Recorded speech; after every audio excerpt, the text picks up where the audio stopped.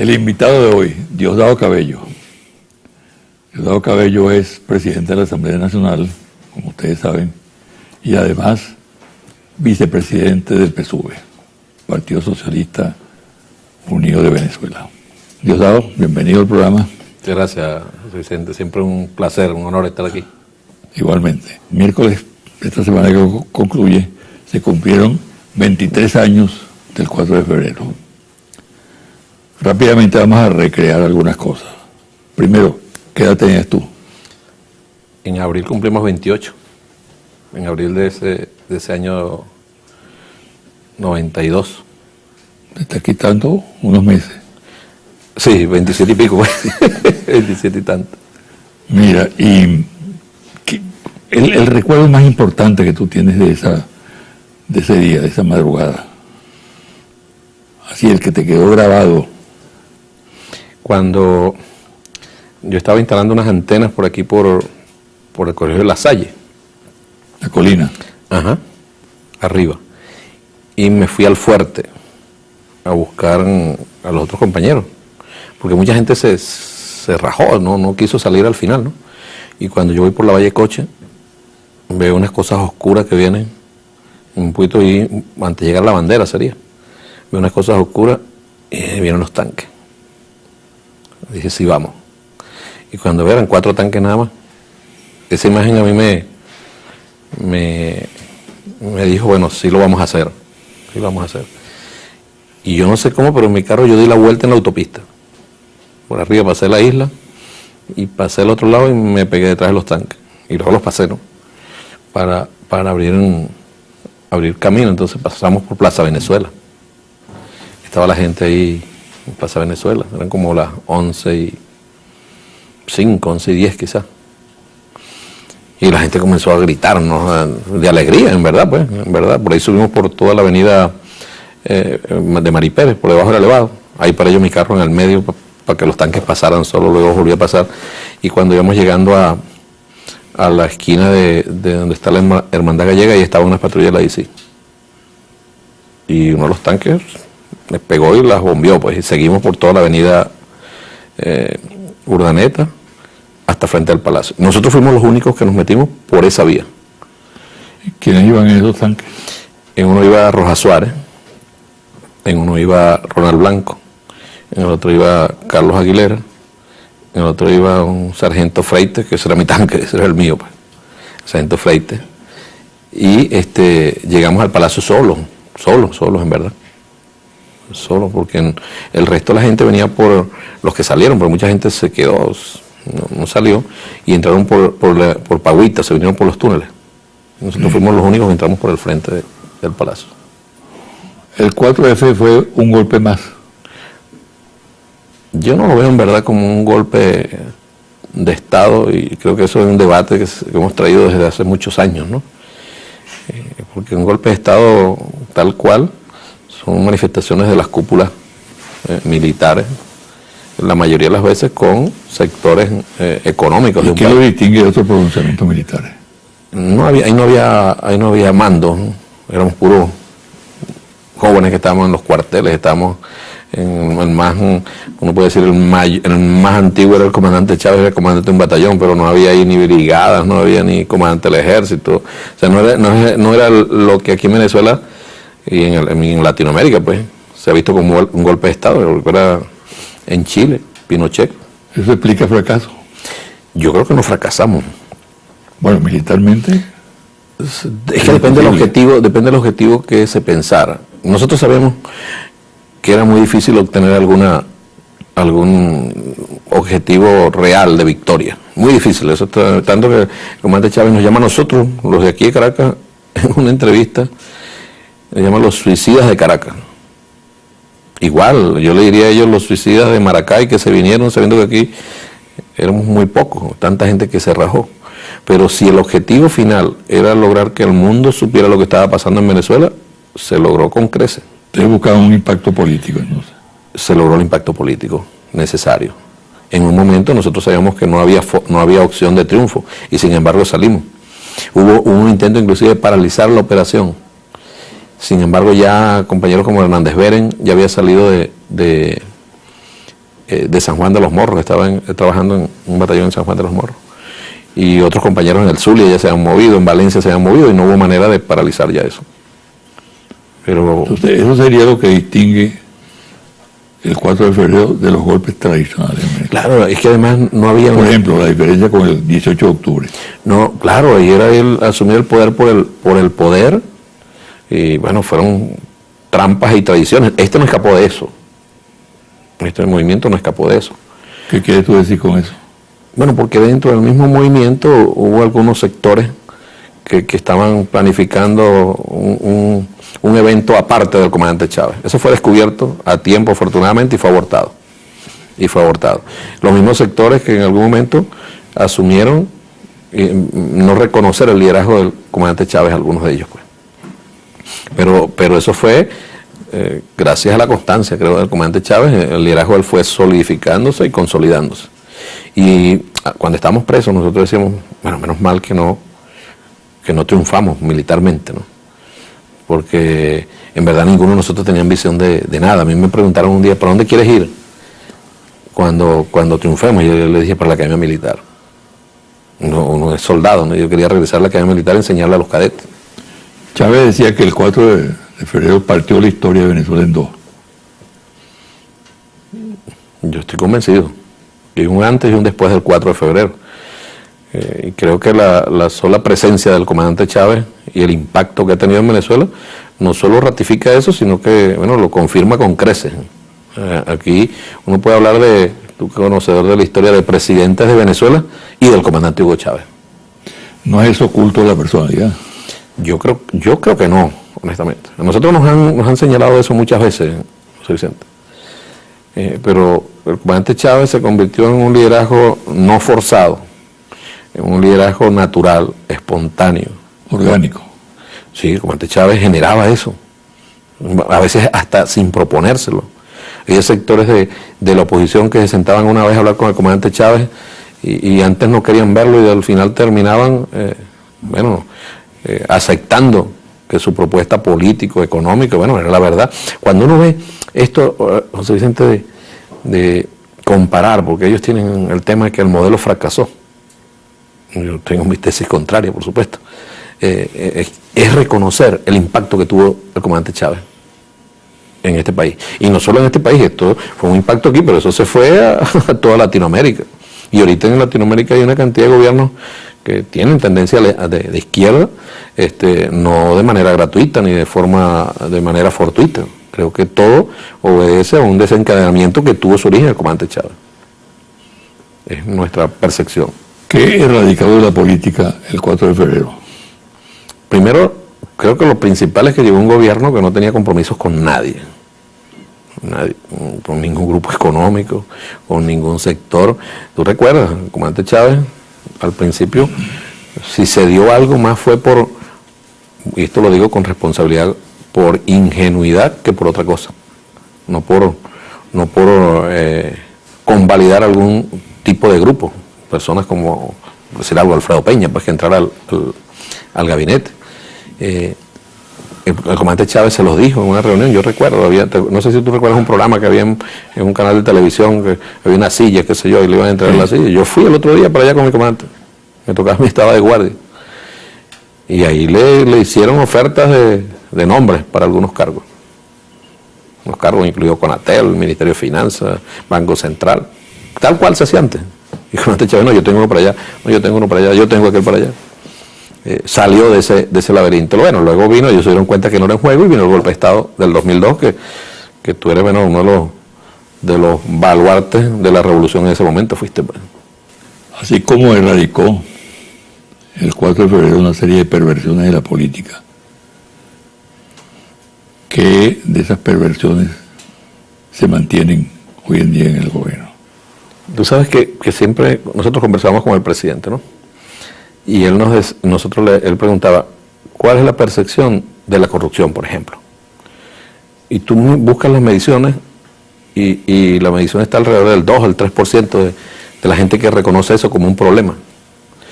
Entonces le dice, no, mi comandante, mire, 2, 3%. Yo decía, eso es muy grave. Porque la gente se acostumbró a vivir con la corrupción. Y la gente se acostumbró que hasta, bueno, para conseguir una entrevista hablan con el portero, con el otro señor y consiguen la entrevista con una persona. Asaltar las vías normales. Ocurre todavía cuando una persona llega y te dice, yo necesito una casa, en verdad la necesita probablemente, pero como esa persona hay una cantidad de compañeros y hay un procedimiento que tiene el Ministerio de Vivienda, Hábitat y Ambiente que debe cumplirse. Entonces la persona pone su necesidad tratando de obviar esos procedimientos. Entonces, a lo mejor lo necesita. Insisto en el tema de necesitarlo, pero sería bueno que todos pasaran por el mismo procedimiento para que nadie vaya a sentirse que es más vivo que los demás y que consiguió una casa a uno necesitándola, o que le dieron una casa porque tiene un amigo tal o cual, porque alguien lo ayudó. Es quizás ese espíritu de la vieja costumbre de irse por el atajo. El comandante Chávez trabajó mucho en estos 15 años para generar conciencia. Yo creo que ahorita ese fruto se está recogiendo. Persisten algunos modos todavía que no nos acostumbraremos nunca, pero esperamos que sea el tiempo y el esfuerzo y la constancia la que nos ayude a desaparecer esos malos hábitos que no debemos tener los venezolanos. La oposición y, claro, todo lo que se dice en el exterior pone mucho el acento en la corrupción, refiriéndose a lo que pudiéramos llamar la macrocorrupción, no eso que tú señalas de la palanca, etcétera, ¿no? Hay macrocorrupción en Venezuela en este momento. Que lo diga la derecha venezolana no tiene ningún tipo de moral. Nosotros hemos combatido, en muchos casos hemos inclusive denunciado funcionarios del Estado. Nosotros mismos los hemos detenido. Luego termina esa gente en los brazos de la oposición. Termina esa gente que nosotros denunciamos por corrupción en los brazos de la oposición y los admiten y los reciben. Y los reciben. Pongo casos emblemáticos, gente que dilapidó y se robó dinero de algunos exgobernadores. Y los recibió la oposición en sus brazos. Eso no tiene ningún tipo de moral. Inmediatamente se convierten en perseguidos políticos. Porque yo te digo algo, José Vicente. Si a un venezolano lo acusan de robarse una plata, este señor gobernador, alcalde, qué sé yo, ministro, se robó una plata, y esa persona dice, yo soy inocente, pero lo dice viviendo en Costa Rica, viviendo en Estados Unidos, viviendo en Panamá, viviendo en otros países, en Europa. O sea, ¿con qué plata vive allá? Es mentira que se robó los reales, se robó la plata. Y sin embargo, su conducta dice lo contrario, porque ¿cómo se mantiene una persona viviendo en Costa Rica cuerpo de rey? En España cuerpo de rey. Entonces es verdad que se robó la plata, no es ningún perseguido político. Entonces, esa gente normalmente termina abrazada por los sectores de la oposición. Y los aceptan en sus reuniones, y suman, y además aportan plata para las campañas. Los banqueros, una muestra de los banqueros.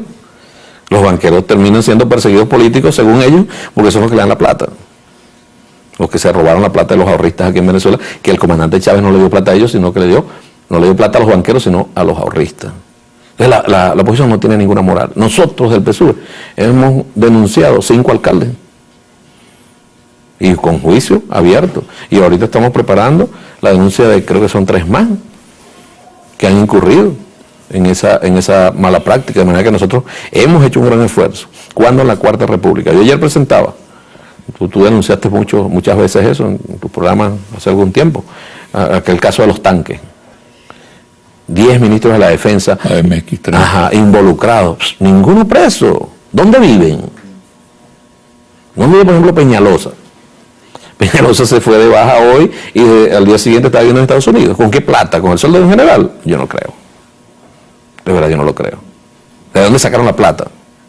Ahora tú ves ahorita un general de la revolución y lo ves gobernador de un estado, trabajando por su pueblo, siguen trabajando por su pueblo. A Rangel Silva en Trujillo, a García Carnero en Vargas, o a Mata Figueroa por allá, o ves a Carrizales en Apure, o ves a Bielma en Táchira, o ves a Castro Soteldo.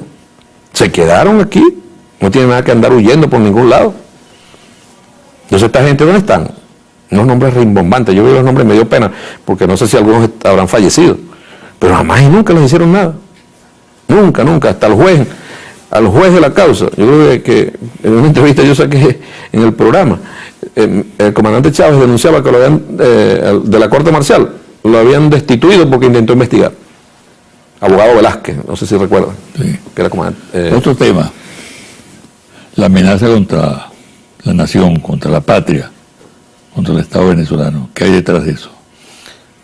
Bueno, en esta semana ha habido del imperialismo norteamericano, el gobierno norteamericano, a menos que digan lo contrario, pues que desautoricen estos funcionarios al jefe de inteligencia del Pentágono o a una señora que dice ser vocera para Latinoamérica del Departamento de Estado, una que el gobierno ha hecho caso omiso, decía una, a la necesidad de cambio en el país, a los señalamientos de grupos de expertos y países que habían opinado, o este señor decir que él vaticinaba, Stewart.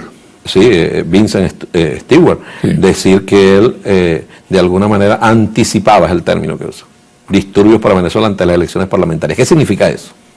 Que no van a ganar, están claros que no van a ganar, porque si ellos creyeran en esa posición que tienen aquí, en la democracia, ganen las elecciones. ¿Quién está convocando, anticipando violencia aquí en Venezuela? Bueno, la gente de Estados Unidos que se cansó de esperar por la oposición venezolana. Yo no desestimo para nada ninguna amenaza, no la desestimo, al contrario, le pido al pueblo de Venezuela que estemos muy alertas y muy pendientes. Muy pendientes. Estados Unidos, en su política exterior, ha demostrado que normalmente que no juega, amenaza y lo hace. Nosotros tenemos que estar aquí muy unidos y muy juntos para que esa amenaza se diluya completamente.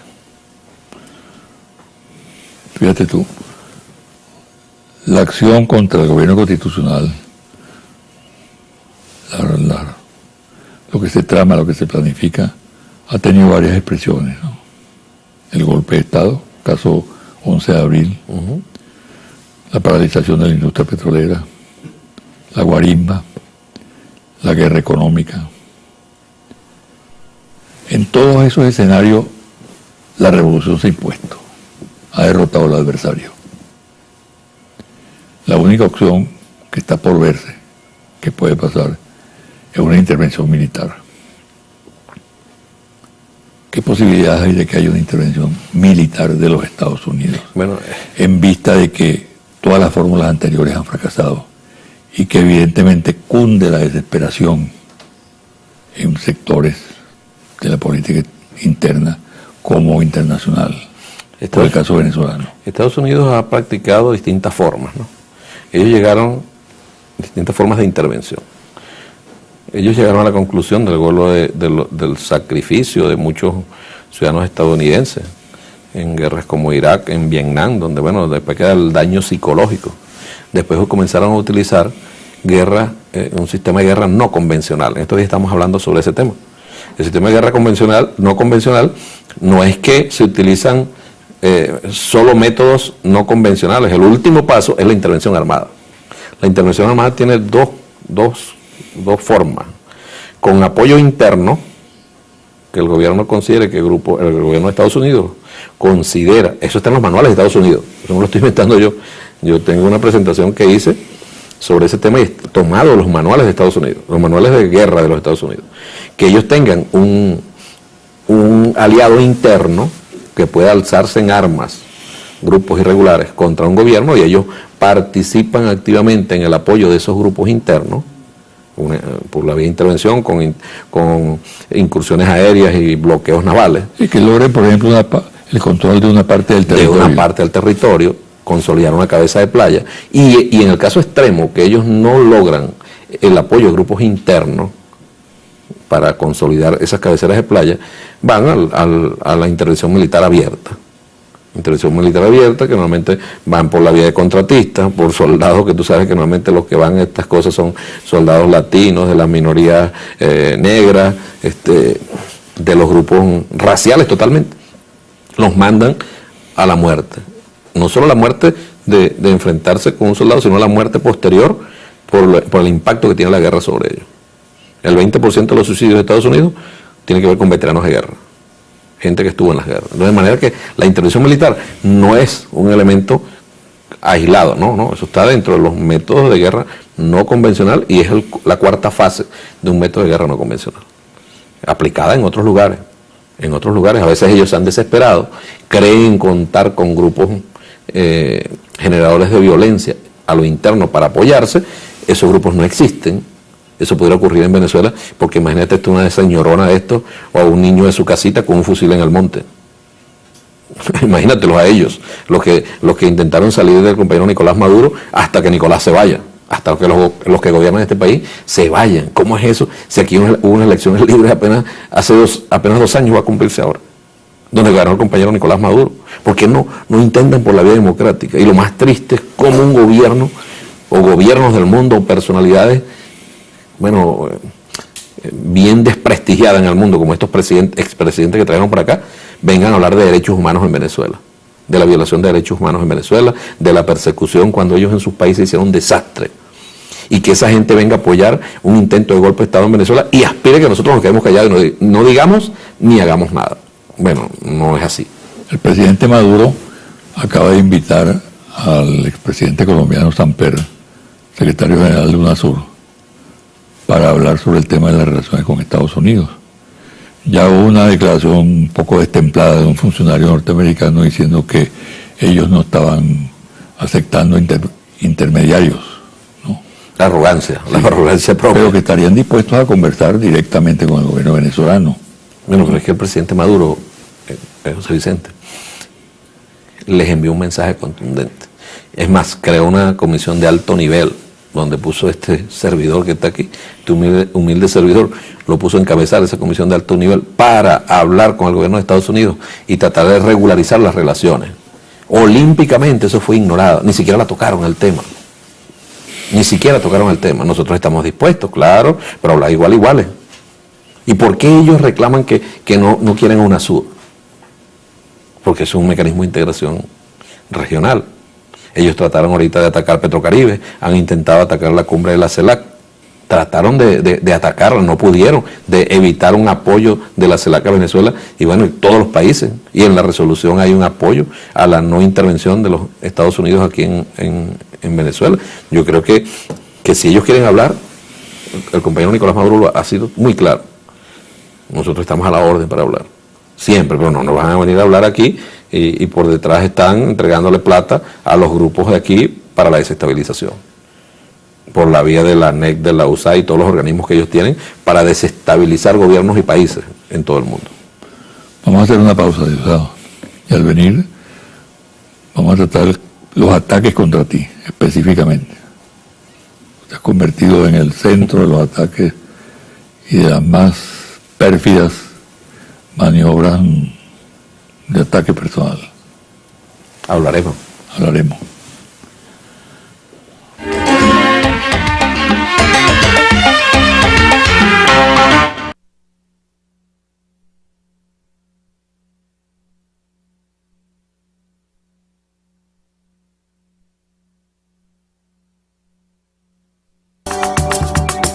Estás viendo José Vicente Hoy.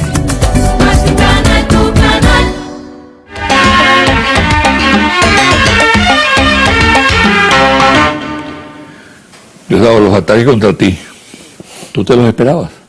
Sí, en verdad sí. Tú tienes el pellejo muy duro. Que ya en estos ataques contra mí tienen 15 años, duros, ¿no? Duros, muy duros.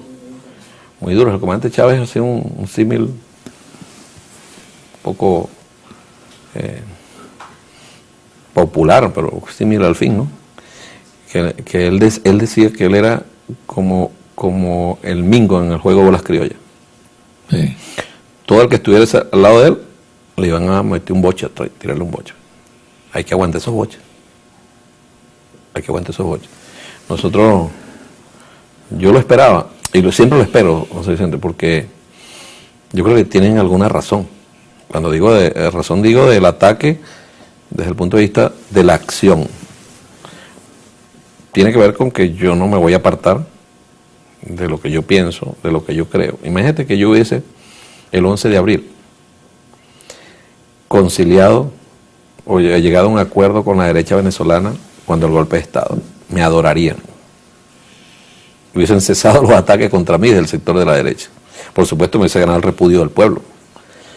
Me hubiese ganado el repudio del pueblo y ante eso, por supuesto, prefiero el ataque de la derecha constante de todos los días. Y ellos lo saben, yo los he enfrentado, los voy a seguir enfrentando.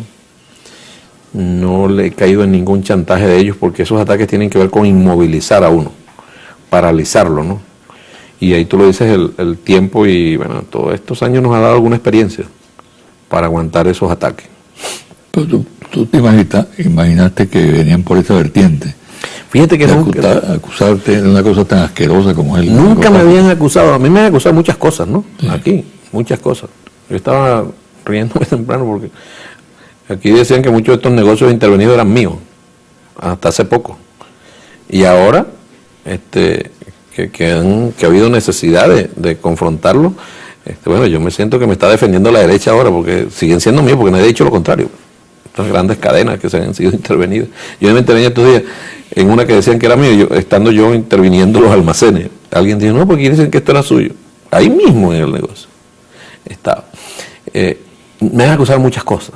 De repente sale esta acusación que no tiene otra cosa que de su perversidad, es el expediente contra Venezuela, contra la revolución. Ellos han intentado, sin éxito hasta ahora, hablar que Venezuela es un estado forajido, un narcoestado, y de repente viene una denuncia de este tipo. Cosas muy raras. Forjada en el escritorio de Roger Noriega. Roger Noriega está metido en esto con dos venezolanos ahí. Que rebota en el ABC de Madrid. Están dos venezolanos aquí, de estos aquí. No el que se fue para allá, no, dos venezolanos. Aquí, muy activos ellos. Pero muy extraño que una cosa tan secreta, José Vicente, vaya a sacarlo del ABC de España, ¿no? Y un supuesto testigo protegido no significa protegerlo, no exponerlo. O sea, protegerlo, inclusive hasta le cambian, ¿cómo se llama? La identidad a muchos testigos protegidos. Entonces, ¿cómo es que un testigo protegido llega y lo lanzan a los leones? Y cuando digo que lo lanzan a los leones, es porque ponen su nombre, su apellido, lo que hizo, lo que no ha hecho, le ponen a decir mentiras que van inclusive a decir lo suficiente que el comandante Chávez no murió el 5 de marzo, sino el 30 de diciembre. Y uno dice, ajá, y la foto del 14 de febrero, que salió con María y Rosa, con el periódico del día, en ese momento. ¿Sus hijas se prestarían por una cosa de esta? ¿Sus hijas se prestarían? Nunca, jamás. ¿Cómo? Pero bueno, esas son las mentiras. ¿Verdad? Entonces nosotros hemos pedido, en este caso en particular, pruebas. Porque en política, tú sabes, con toda la experiencia que tú tienes, en política hay acusaciones de acusaciones que se las lleva el viento en un instante, pero a veces hay que sentar precedentes. Yo soy muy delicado con el tema. ¿Qué vas a hacer tú? De la violación de derechos humanos. Soy bien delicado con eso porque nosotros vimos cosas durante años y leímos cosas, esos testimonios tuyos y de defensa de los derechos humanos y de apoyo a las familias perseguidas y asesinadas. Y con el tema del narcotráfico, es asqueroso. Con el tema de los derechos humanos, aquí un periódico sacó un artículo diciendo que yo había dicho supuestamente que, escúchame, que así lo dijeron y lo corrieron, que al que no le guste la inseguridad que se vaya a Venezuela. Y lo pusieron. Yo actúo legalmente, porque yo no persigo a nadie, yo no asesino a nadie, yo no desaparezco a nadie, que es lo único que me queda es la ley. Entonces yo he anunciado para este caso, porque un funcionario que ejerce cargos públicos, seguramente lo van a acusar de corrupto en cualquier momento. Bueno, ahí está la instancia, ¿para qué? Para que se encargue de revisar si administró bien o no administró la plata bien, y la Contraloría y la investigación, todo lo que quiera. Eso es más una denuncia política que otra cosa. Pero en este caso es una cosa perversa. Entonces yo he anunciado acciones judiciales contra el diario ABC de Madrid, por la noticia que dio. Ellos tendrán que, yo no sé si la justicia española funciona, pero yo voy a hacer lo que puedo hacer. O sea, yo no puedo irme para allá ¿cómo se llama?, hacer otra cosa que no sea actuar en base a la justicia. Porque ellos dicen que yo soy supuestamente un jefe, o el jefe de un cartel de narcotráfico. Luego esa noticia, como quien no quiere la cosa, es reproducida aquí en Venezuela. Reproducida. Porque esa es la trama, pues.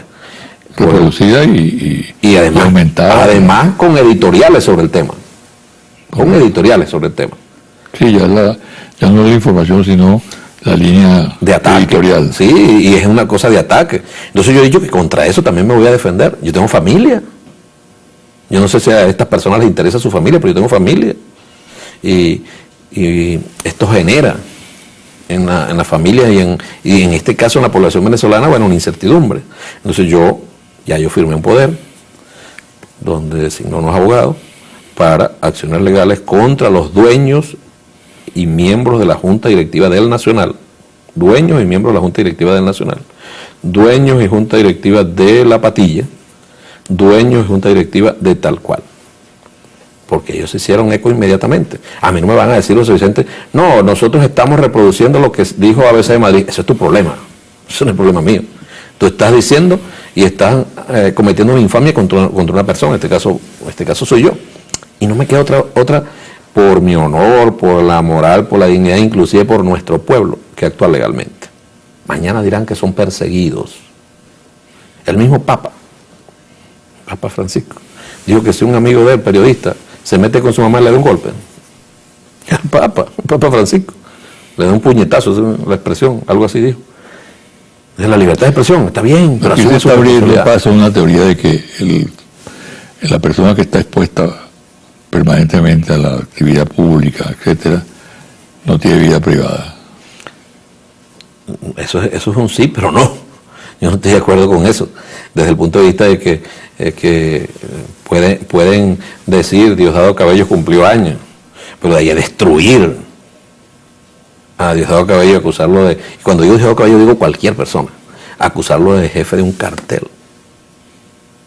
Después se fue el editor o el dueño del Nacional, se fue a Madrid y allá le preguntaron, qué cosa tan absurda, ¿no? Le preguntaron, mire, ¿y usted cree que Diosdado Cabello es el jefe del cartel de Los Soles? Él dijo, no. Que eso tiene muchos jefes, o sea, es una cooperativa, me imagino, algo de eso, ¿no? Pero es absurda la acusación. Y yo en eso, José Vicente, yo soy extremadamente firme.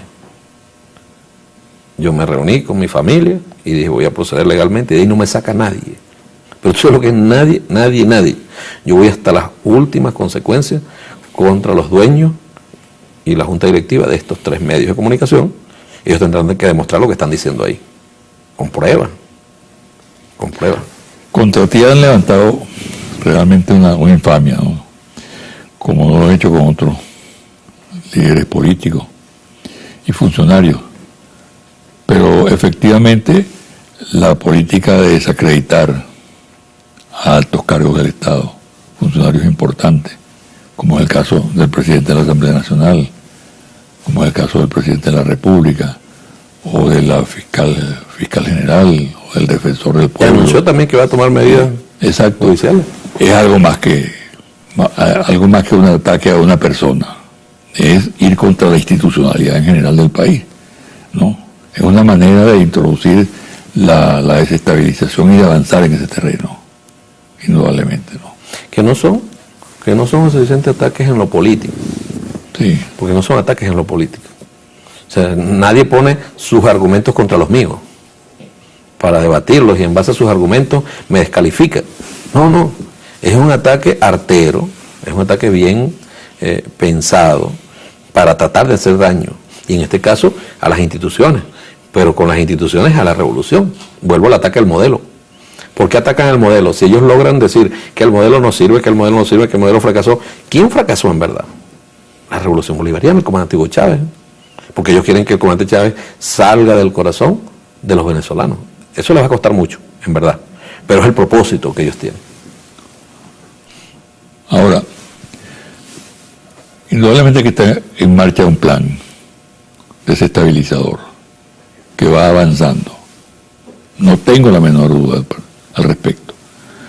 Tú has insistido sobre el tema también. Aquí hay un sector de la política nacional y una conjura internacional que busca el derrocamiento del régimen constitucional. Es decir, los ataques son a la Constitución, al orden democrático. Eso es evidente. Fíjate tú que en esos pronósticos sombríos que están circulando, en esa campaña reiterada, precisamente Miguel Enrique Otero, dueño del diario El Nacional, declaró a la ABC de Madrid esta semana lo siguiente. La pregunta del reportero es: ¿podría ocurrir algo en Venezuela en el contexto de esta crisis? Y él responde: nadie lo sabe. Las próximas elecciones presidenciales son en el 2018.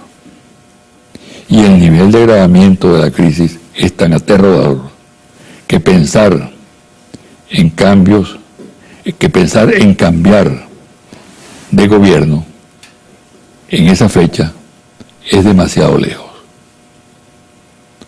Y luego señala que habrá cambios radicales. ¿Qué lectura tiene eso? Yo me imagino que él se pondrá al frente de todos esos cambios, ¿no? Con su valentía, por su entereza, estará al frente. Porque a un presidente, nuestra Constitución establece las formas para salir de un presidente. Un referéndum revocatorio está contemplado en la Constitución, a mitad de periodo, establece tal cual. Bueno, eso es una cosa que está en la Constitución. Nosotros no nos podemos negar a eso. A lo que si nos negamos un golpe de Estado. A lo que nosotros nos podemos negar es que, utilizando una vía extraconstitucional, quiera salirse el presidente de la República. Por ejemplo, por decir una, no, vamos a ganar la Asamblea Nacional para salir del presidente de la República, reducirle el mandato. Eso no aparece por ningún lado. O vamos, cuando yo me imagino que está pensando en un golpe de Estado. Y por eso creo, o digo, que a lo mejor él estará al frente de esa operación y la dirigirá. Y será muy valiente al estar al frente. O él solo va a poner el casquillo. Solo va a poner, mátense otro que después vengo yo. Para que salgan estudiantes, para que salgan trabajadores. Que yo tengo mi duda, una duda total y absoluta, que eso puede ocurrir. Más tengo la certeza que eso no va a ocurrir. ¿Tú crees firmemente, Diosdado, que está garantizada la estabilidad democrática? Yo estoy seguro de eso. Sí. Eso no descarta, ojo, eso no descarta algún tipo de intentona, o sea, un oficial por allá. Fíjate que eso es un intento de desestabilización. Aquí la derecha venezolana, ¿a ti no te parece sospechoso? O al menos raro, que la derecha venezolana, ningún dirigente de la derecha ha salido a convalidar estas declaraciones. Digo dirigente de los partidos. Las declaraciones de este señor que se fue para allá, para Estados Unidos, que antes pasó por Colombia, por cierto. Nadie ha salido a decir. Bueno, primero porque tienen la convicción de que es falso. ¿No? Yo pudiera pensar eso. Sí, yo lo pienso así. Pero además no dicen nada porque de esa manera corre la versión desestabilizada. Claro. Y permite que eso ruede, pero ninguno tiene el valor de decir, así no se puede hacer política. Exacto. ¿Qué hizo el Libertador cuando firmó el decreto de regularización de la guerra? Dijo, así no se puede hacer la guerra. O sea, como la hacía Bowe, que donde llegaba, después de una victoria, fusilaba a todo el mundo. Y tuvo una respuesta del Ejército Libertador que hacía parecido. El diezmo, después de 1 por 5, que cada 5 uno es ajusticiado. Hubo una respuesta. Entonces, ¿qué dijo Bolívar? No, así no podemos seguir. La grandeza de Bolívar. Vamos a regularizar la guerra. Y Morillo dijo, estuvo de acuerdo para regularizar la guerra. Aquí no, aquí la derecha debe decir, aquí no se hace política así. Dejémonos de esto. Vamos a hacer política de verdad, vamos a convencer a la gente, vamos a ganar una elección. Pero ellos siempre están... mira, hay un señor que se llama Vivas Perdón, en general. Ese tipo dice cada cosa. O el señor Franceschi o Carratú dicen cada cosa. O Orlando Urdaneta dicen cada cosa. ¿Y tú crees que aquí hay uno de la oposición en Venezuela que se desmarque de ellos, José Vicente? No hay ninguno se desmarca. Porque ellos es decir cómo le saco yo provecho. Y si pasa esto, ¿qué hago yo? ¿Voy a quedar por fuera? Quizás aquí ha habido algunas muestras de ese desprendimiento político. Hace algún tiempo, Eduardo Fernández, ¿te acuerdas? cuando el caso de Pérez, que había en el 2000, en el 92, era el principal adversario, y dijo, no, vale, yo no estoy de acuerdo con eso. Y respaldó a Pérez y se le pasó la aplanadora de la historia. Caldera se aprovechó del discurso nuestro y llevó a presidente. Porque tú ves cómo son las cosas de la política, pues. Pasando por encima de estas miserias, Diosdado Cabello no se ha contaminado con el odio y con el prejuicio. No. Y por tanto, ¿tú eres un hombre pesimista o optimista? No, muy optimista. Yo de verdad, uno no tiene corazón para odiar a nadie. O sea, Vicente, yo no sé cuántas personas, y aquí discúlpame esto, uno ha ayudado desde el punto de vista médico. De operaciones, de materiales, de qué sé yo, exámenes, tratamientos. Y a ninguno, jamás le hemos preguntado a qué partido pertenece. Y cuando digo yo, es que han venido por mi vía. Por mi vía. Es la revolución que los ayuda, en verdad. Pero bueno, han entrado por mi vía. Jamás le hemos preguntado a alguien de qué partido pertenece. Solo que necesita ayuda, para nosotros es suficiente. Es más, algunos hemos ayudado y admiten. Esa señora, por ejemplo, mira, esa señora que atacó a Gabriela Ramírez, su hijo fue operado en el Hospital Cardiológico Infantil. Y a ella nadie le ha reclamado y su hijo sigue con su tratamiento. Nunca nosotros vamos a utilizar la venganza para tratar de perjudicar a otro venezolano. Ahí hablaríamos un poco como Tomás Jorge, pues. Venganza será que sus hijos y nuestros hijos puedan vivir en paz y en tranquilidad. No tenemos odio contra nadie. No nos amargamos la vida con odio. No nos amargamos la vida con odio, al contrario. El chavismo es alegría. Está prohibido odiar en el chavismo. Una cosa es bien clara, que uno toma esto con mucha seriedad. Yo la política la tomo con mucha seriedad. Y trato de hacerlo en consecuencia, pero eso no significa odiar a nadie, ¿no? A nosotros nos han criticado en la Asamblea, pero ¿qué hubiese pasado en la Asamblea si nosotros hubiésemos permitido aquella irresponsabilidad del sector de la oposición? No reconozco a Nicolás Maduro como presidente.